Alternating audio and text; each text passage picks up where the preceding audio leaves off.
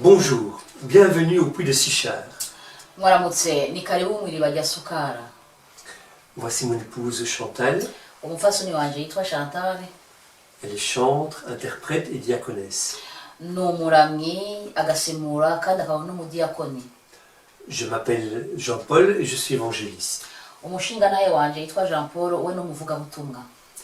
Et nous sommes très heureux de vous accueillir au Puy de Sichar. Dufite umunezero mwinshi wo kubakira mu iriba rya Sukara. Un puits, c'est un endroit où on peut se reposer, s'arrêter, juste pour faire une pause, pour écouter quelque chose de différent. Iriba n'ahantu uza ukicara ukaruhukira hamuga ugakorayo ikintu gitandukanye n'ivyo usanzwe ukora buri munsi. Et c'est à ça que nous nous invitons aujourd'hui. Nico tubahamagariye muri iki gihe. Nous chrétiens, nous déclarons que nous aimons Dieu. Twebwe abakristo dukunda kuvuga ko dukunda Imana. Nous déclarons que nous le prions. Twama dutangaza yuko tuyisenga. Et un certain nombre de personnes Abantu bamwe qui ne se reconnaissent pas comme chrétiennes, batibona nkuko ari abakristo, mais croient quand même en un Dieu plus ou moins vague, ou parfois extrêmement précis, s'ils sont musulmans ou d'une autre religion. canke bakizera Imana imeze nk'Imana, canke bakaba bari mu yandi madini, canke bemera ibindi bintu. Mais savons-nous vraiment qui est ce Dieu que nous prions? Ariko mbega turazi iyo Mana dusenga iyo ariyo? Et aujourd'hui, je voudrais examiner avec vous quelques éléments Uno munsi nifuza kuraba hamwe namwe ibintu bimwe qui viennent du Nouveau Testament. bije biva mu isezerano risha. Je voudrais regarder ce que dit Jésus de son Père dans les évangiles. Nifuza kuraba ivyo Yesu avuga kuvyerekeye papa wiwe mu butumwa bwiza. Je n'ai pas la prétention de commencer un cours de théologie. Sinshaka kuvuga yuko nshaka kwigisha ivyerekeye Bibiliya, mais juste de vous présenter quelques éléments ariko kubereka ibintu bimwe en espérant qu'ils vous donneront envie d'aller plus loin et d'ouvrir votre Bible pour partir à la découverte de votre Dieu. Fise ukwizera yuko bizobafasha kubera mwugurira amabibiliya yanyu mugende kurondera Imana yanyu. On va les lire dans Jean 3, Turasoma muri Yohana 3 les versets 16 et 17. umurongo wa 16 n'uwa 17. Car Dieu a tant aimé le monde qu'il a donné son Fils unique, afin que quiconque croit en lui ne périsse point, mais qu'il ait la vie éternelle. Dieu, en effet, n'a pas envoyé son Fils dans le monde pour qu'il juge le monde, mais pour que le monde soit sauvé par lui. Amen. Amen. Yohana 3:16 havuga kuko urukundo Imana yakunza abari mu isi arigo gwatumye itanga umwana wayo w'ikinege ngo umwizera wese ntazapfe rubi ariko ahabwe ubugingo budashira. Umurongo wa 17 ukavuga kubw'Imana itatumye umwana wayo gucira abari mu isi urubanza ariko ngo abari mu isi bakizwe nawe. Amen. Amen. Ces versets nous parlent d'un Dieu qui nous aime tellement. Ivyo bice bijyabo bituganiriza Imana yadukunze biteye ubwoba. Tellement qu'il a envoyé son Fils unique, Jésus. Urukundo rurenze gushika naho yarungitse umwana wayo w'ikinege Yesu, afin que nous soyons sauvés. kugira dukire. Dieu savait que nous ne pouvions pas payer le prix de nos fautes. Imana yarazi yuko tudashobora kwikiza twenyene. Même le plus parfait des hommes N'umuntu yaratunganye cyane commet des fautes. hari ibintu bitari vyiza akora amakosa. Or, Dieu est parfait. Ariko Imana iratunganye. Et il a besoin que nous soyons parfaits pour que nous soyons sauvés. Kandi Imana yifuza ko dutungana kugira dukizwe. Il a dès lors envoyé son Fils. Niyo mpamvu yarungitse umwana wayo afin que quiconque croit en lui kugira umwizeye wese soit sauvé. ashobore gukizwa. Jésus est venu se sacrifier yesu yaje kwitanga nk'ikiguzi pour moi. ku bwanje. Jésus est parfait. Yesu ni umuntu atunganye. Lui pouvait payer le prix de nos fautes. Wowe yari gutanga ikiguzi ku makosa yacu. Dieu nous aime.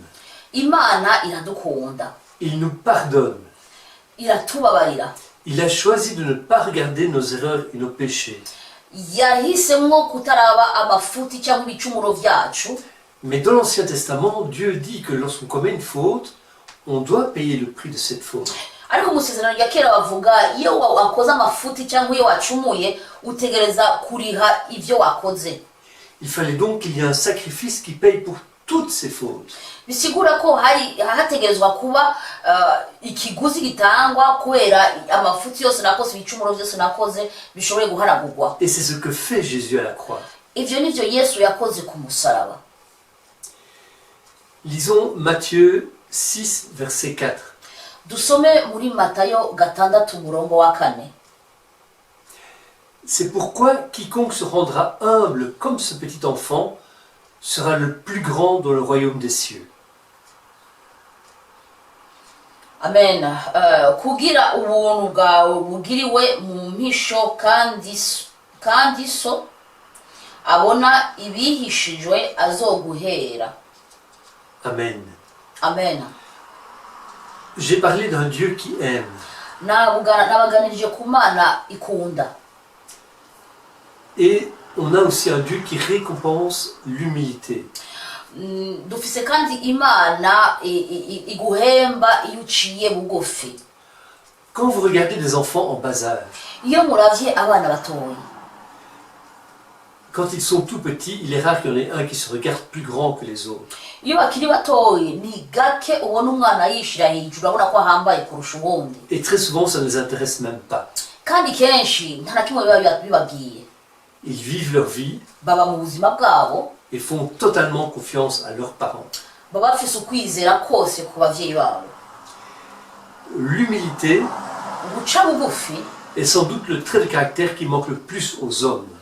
ni ikintu novuga ko kigaragaza ko kibuze mu bantu, Surtout à notre époque. cyane cyane muri iki gihe cyacu.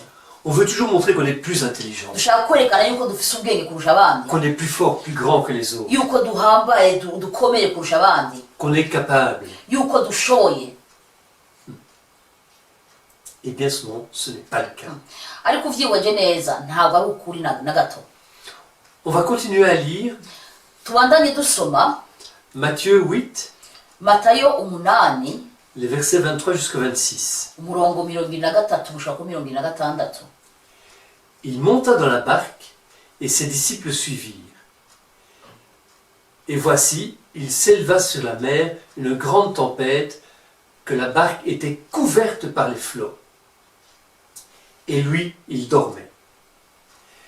Les disciples, s'étant approchés, le réveillèrent et dirent « Seigneur, sauve-nous, nous périssons !»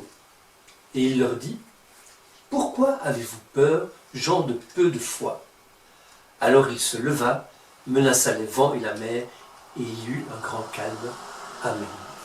Amen. Matayo 8:23 havuga, atambukira mu bwato, abigishwa biwe baramukurikira.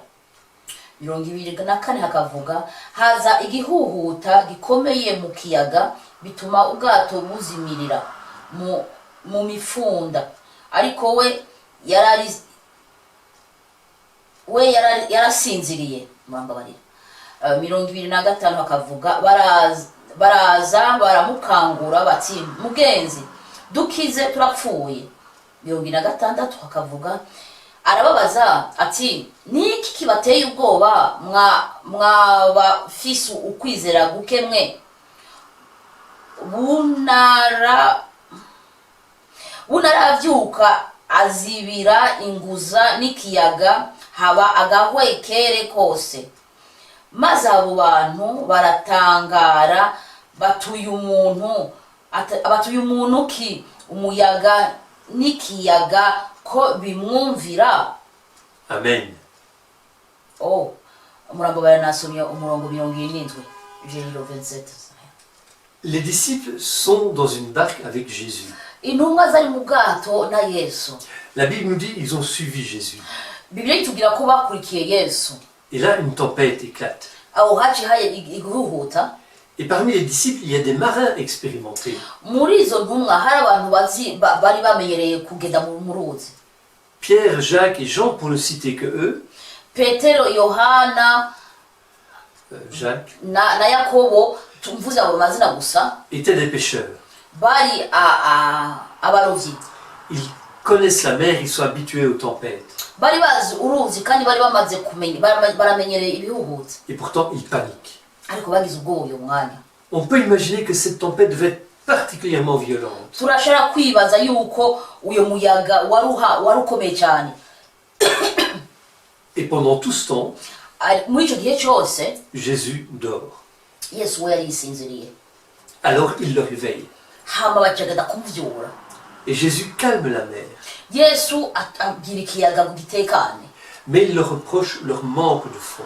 Ariko yababwiye yuko bafise ukwizera guke cyane. Et la foi, c'est ce point sur lequel Dieu nous attend. Ukwizera n'urwo rugero Imana iturindiriye ko tugirako. La foi. Ukwizera. Parfois, nous traversons des tempêtes violentes. Hari igihe duca mu bibazo bihamba bikomeye cyane. Mais si nous sommes montés dans la barque avec Jésus, Ariko nama twinjiye mu bwato turi kumwe na Yesu. si nous savons que nous sommes sur le bon chemin, Nimba tuzi neza na neza ko turi mu nzira nziza. Dieu nous demande de garder la foi. Imana itubwira gusa tugumane ukwizera. Quand Israël est face à la mer Rouge, Igihe abayisirayeli bari imbere y'uruzi rutukura, qu'ils voient l'armée d'Égypte qui vient les attaquer, bakabona ingabo z'Egiputa zibaza kubatera, Dieu demande juste de faire confiance, Imana bagiye gusa bagira ukwizera. d'avoir la foi. Bagira ukwizera. La foi est la réponse que nous donnons à Dieu Ukwizera ni inyishu duha Imana. quand il nous donne au travers de Jésus le salut par grâce. Iyo iduhaye biciye kuri Yesu ku buntu, iduha agakiza biciye kuri Yesu ku buntu, Dieu ne cherche pas les sacrifices, Imana ntabwo irondera ibiguzi. il ne cherche pas les offrandes. Imana ntabwo irondera ibitambo, ntabwo irondera ibi Il dit les dons. Là tu vas faire stop. Ok. Imana ntabwo irondera yuko utanga amashikanwa n'ibindi. Dieu cherche notre foi. Ariko Imana irondera ukwizera kwacu. Et c'est sur la foi que Dieu nous attend. Ni mu kwizera Imana iturindiriye. Nous avons un Dieu qui nous aime. Dufise Imana idukunda. Il a sacrifié son Fils unique pour passer l'éternité avec nous. Yatanze umwana w'ikinege nk'ikiguzi kubera abane natwe igihe cyose.